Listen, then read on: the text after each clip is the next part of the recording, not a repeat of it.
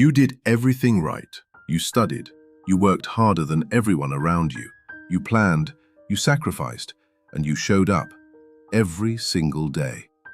And yet, here you are, still stuck, still circling the same ceiling, still watching people with half your talent somehow end up exactly where you were supposed to be.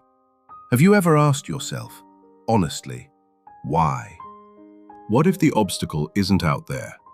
What if it isn't your competition, your timing, your resources, or your market? What if the force blocking every breakthrough you've ever tried to make is something living inside you? Something you've never seen, never named, and never once confronted. Carl Jung called it the shadow, and it knows everything about you. Jung didn't use the word shadow as a metaphor. He meant a literal, structured part of your psyche, a hidden basement of your personality where everything you were taught to hide, suppress, deny, or be ashamed of gets locked away. Your anger, your ambition, your grief, your desire. Everything is too inconvenient, too messy, or too dangerous to show the world. And here's what makes this terrifying. The shadow doesn't sit still. It doesn't wait patiently for you to acknowledge it. It acts. It operates through your behavior, through the procrastination that derails your biggest opportunities, through the panic attack before the most important meeting of your career, through the argument you picked right when everything was finally going well. Jung said, "Until you make the unconscious conscious, it will direct your life, and you will call it fate." This video is about exactly that. By the end of it, you are going to understand why your inner psychology has been running a program you didn't write, why success keeps slipping through your fingers, and what your shadow is actually trying to protect you from. To understand the shadow, you have to go back to the beginning. Not the beginning of your career, the beginning of you. When you were born, you arrived as a complete psychological being, wild, unfiltered, and fully human. You had rage, tenderness, ambition, fear, joy, and grief, all woven together. You were whole. But then the world spoke, and it told you what was acceptable. Maybe you cried, and you were told to stop. Maybe you got angry, and you were punished. Maybe you were brilliantly, unapologetically yourself, and the room went cold. So you learned. You adapted. You started cutting pieces of yourself away to stay safe, to stay loved, to stay connected. Jung called this the developmental split. The traits that were welcomed became your persona, the polished mask you wear in the world. The traits that were rejected, they didn't disappear. They were exiled into the personal shadow, buried alive in your unconscious, still alive, still active, still wanting to exist. And this is where it gets deeply personal. Because your shadow isn't the same as mine. It's specific to you, built from your family, your culture, your childhood wounds. If you were raised to believe that ambition was selfish, your ambition lives in your shadow. If vulnerability was dangerous in your home, your need for intimacy is locked away in there too. Jung made one observation about this that will stop you cold. He said, the greatest burden a child must carry is the unlived life of their parents. If your mother buried her creative dreams to survive, if your father suppressed his emotional needs to appear strong, you absorbed those unlived desires into your own unconscious. You may be building someone else's life right now without knowing it. This is the first reason high-achieving people stall. Not because they lack talent or strategy, but because somewhere deep inside, the life they're building doesn't belong to them. It belongs to a script written by someone else. And the unconscious, remarkably, knows the difference. It begins to resist, and that resistance looks exactly like self-sabotage. But here is the darkest irony Jung ever uncovered. The shadow doesn't only hold your weaknesses, your anger and your shame. It also holds your gold, your buried brilliance, your untapped creative power, your capacity for authentic authority and real leadership. Jung called this the golden shadow, and most people spend their entire lives worshipping it in others, never reclaiming it in themselves. Think about the people you most intensely admire. The ones whose confidence, creativity, or power you almost resent because it feels so impossibly far from your own reality. That electric feeling, the combination of awe and longing and distance, is the golden shadow recognizing itself in someone else. The quality you're worshipping in them is already inside you, waiting to be reclaimed. So how does this actually work? How does something buried in your unconscious reach up into your Monday morning and ruin your career? The answer lies in understanding what the psyche is designed to do above everything else. Not to make you successful, not to make you happy, to keep you safe. The unconscious is a homeostatic system. It will always prioritize familiarity over growth. If you grew up being told, explicitly or implicitly, that standing out was dangerous, that ambition was selfish, that success would make you different from your family, then your unconscious has coded high achievement as a threat, not as a goal, as a threat. And every time you get close to that threat, it will defend you, whether you want it to or not. This is why the procrastination you feel before your most important work is not laziness. Neuroscience now confirms what Jung suspected a century ago. Suppressing unwanted material is a metabolic event.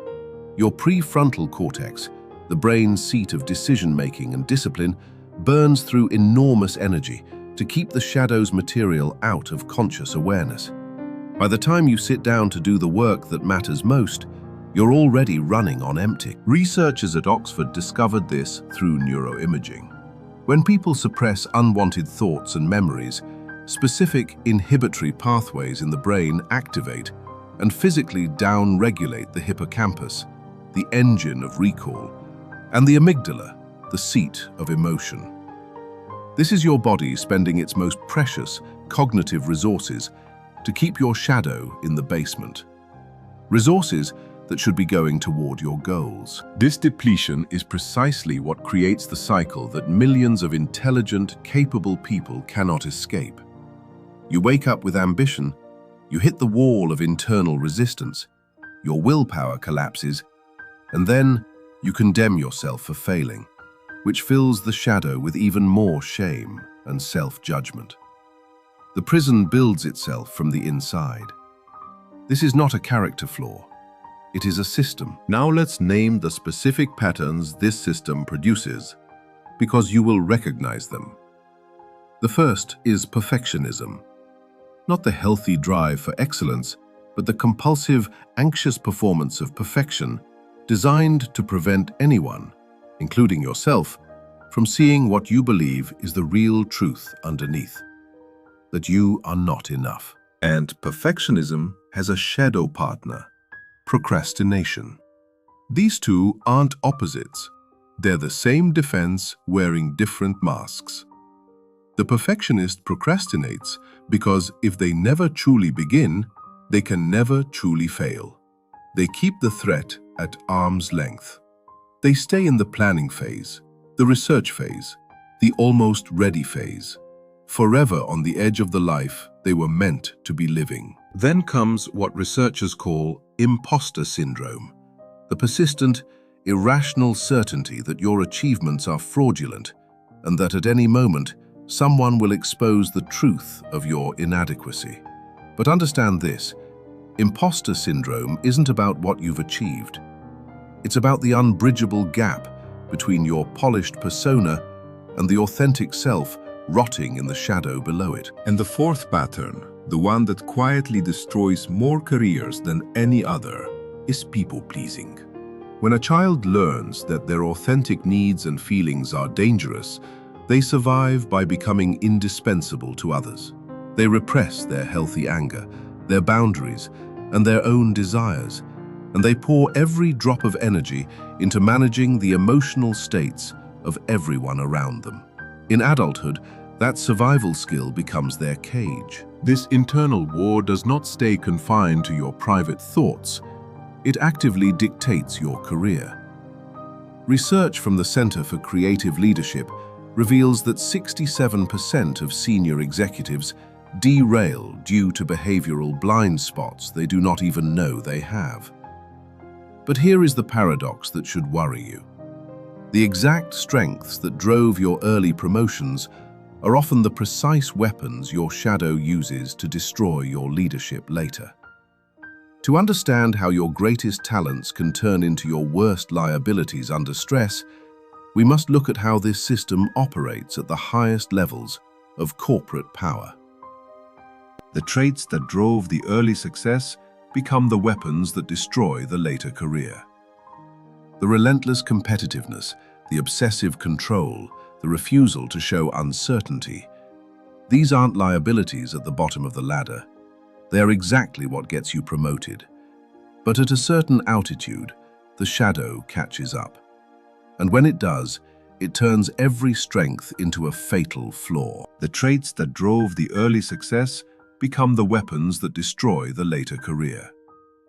The relentless competitiveness, the obsessive control, the refusal to show uncertainty. These aren't liabilities at the bottom of the ladder. They are exactly what gets you promoted. But at a certain altitude, the shadow catches up. And when it does, it turns every strength into a fatal flaw. When her authority was challenged, her unexamined shadow activated every survival mechanism she had ever built. She micromanaged. She dismissed feedback. She created an environment where telling her the truth became psychologically unsafe. And so her team went silent. And in the silence, reality disappeared. The hospital didn't know what was actually happening anymore, because the only person who could have known was no longer listening. This is executive derailment, and it almost always follows this exact arc. The shadow's traits build the career, the shadow's blindness ends it. And the most devastating part is that no one in this story is a villain. This executive wasn't cruel. She was terrified by a fear so old and so deep that she didn't even know it was there. Her failure was not moral, it was psychological. Now multiply this story by millions. Because this isn't just a leadership problem, it's a civilizational one. Research shows that 61% of American workers are actively languishing at work. Not depressed, not thriving, languishing. That gray, hollow zone where you're functioning but not truly living. And the numbers in the United Kingdom are equally stark. Nearly 1 million workers annually are suffering from work-related stress and depression. That emotional depletion costs the global economy $8.9 trillion annually in lost productivity. But no policy, no wellness program, no performance management framework has solved it. Because the root is not organizational. The root is psychological. People are exhausted by the enormous metabolic cost of maintaining the distance between who they truly are and who the world demands they be. And then the shadow found social media. Because the digital world didn't solve the split between persona and authentic self, it industrialized it. Every Instagram caption, every LinkedIn achievement post, every perfectly framed story is another layer of persona being built, another depth of shadow being created below it. Research followed 7,000 social media users, and over 12 million messages proved something important. Platforms don't just reflect moral outrage, they amplify it. Every time someone expressed outrage online and received likes and shares, they expressed it again, stronger. The algorithm learned to feed the shadow, not illuminate it. And the content that performs best is almost always a projection, your disowned rage directed outward. This is projection, the most misunderstood and most destructive mechanism the shadow operates through. Projection is when you cannot bear to see a quality in yourself, your laziness, your arrogance, your envy. So your unconscious places it outside yourself, onto someone else. And then you experience it from them as though they are the problem. The shadow doesn't disappear. It wears another person's face. Jung said, "Everything that irritates us about others can lead us to an understanding of ourselves." This is not comfortable wisdom, because if you pay close attention to the people who trigger your most intense, visceral, certain judgment, the colleague you can't stand, the public figure who fills you with righteous contempt, you will find a precise map of your own shadow waiting there. Now, some of you are wondering whether any of this is actually real or whether it's philosophical poetry dressed up as psychology. So let's talk about what happens in the brain. Because modern neuroscience has physically mapped the mechanisms Jung described nearly a century ago. What he called the shadow, your brain calls an active inhibitory system. And it is burning resources 24 hours a day. Neuroscientist Michael Anderson pioneered the think/no-think paradigm, showing that when people suppress unwanted thoughts, a specific brain region called the dorsolateral prefrontal cortex activates and physically shuts down both the hippocampus and the amygdala. This is the brain's equivalent of placing a hydraulic press on your emotional memory center. It works, but it costs everything. Social psychologist Emily Pronin discovered something equally unsettling. When people look inward to evaluate their own biases and blind spots, they search their conscious thoughts and find no evidence of distortion. They conclude they're objective. But when they look at others, they see bias everywhere. She called this the introspection illusion, and it is precisely why the shadow is invisible to self-reflection alone. Neuroscience proves that projection is physically hardwired. When you encounter someone who exhibits a trait you have actively repressed, your brain's empathy circuits instantly go dark. Your mirror neurons shut down, and within milliseconds, before your rational mind can form a single word, your amygdala fires a hostile warning. What you experience as objective moral judgment is actually an involuntary threat response triggered by your own exiled traits. Here is the synthesis, the thing that makes all of this cohere. The shadow doesn't block success because it is evil, broken, or dysfunctional.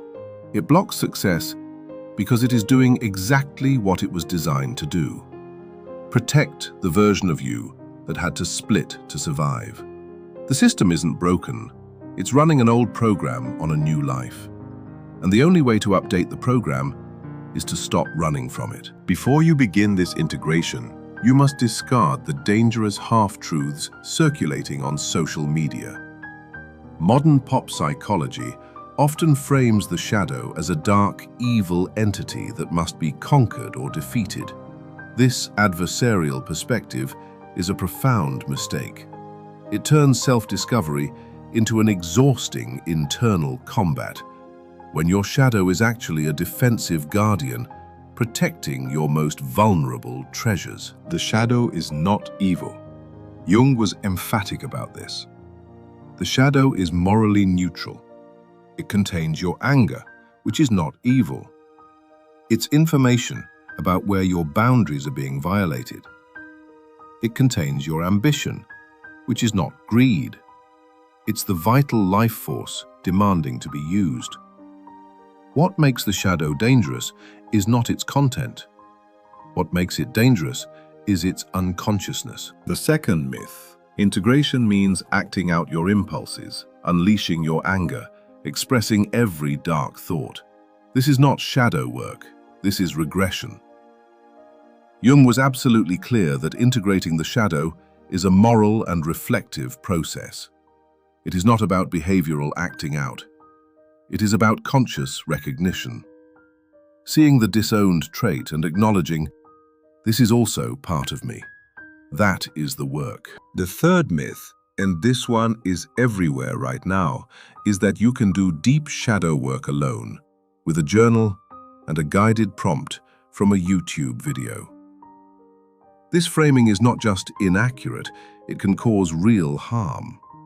Shadow material is not a thought exercise, it is a repressed emotional charge that has been under pressure for decades.